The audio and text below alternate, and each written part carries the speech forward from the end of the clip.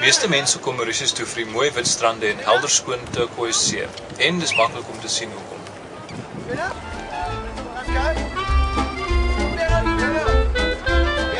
Ons het een oggend van Grand Bay aan die noorde van die eiland uitgevaar met 'n katamaran na 'n groepie klein eilandjies net noord van Mauritius. Dis 'n gewilde daguitstapie en daar was seker 8 ander katamarans saam met ons op pad na dieselfde bestemming. South Africa.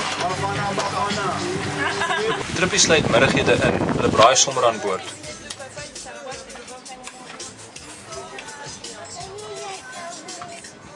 Wanneer jy by Ile Gabriel aankom, gooi die katamaran anker en jy kan aan land gaan en sonbaai op die strand, snorkelduik in die vlakwater of sommer net sit en boek lees. Die katamaran bly so 2 ure daar rond en dan vaar jy weer terug Grand Bay toe.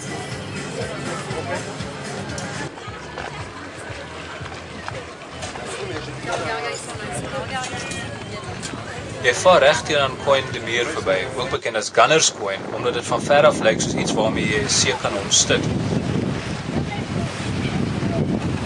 Ons bemanning het probeer tuna vang, maar sonder sukses.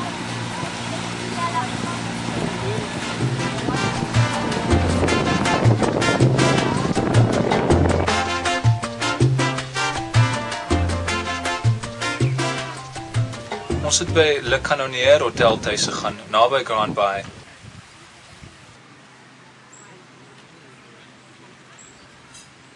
Die hotel het 2 mooi strande en eintlik hoef jy glad nie die gemak van een van die luierstoele te verlaat om alles wat lekker is omtrent Mauritius te geniet nie.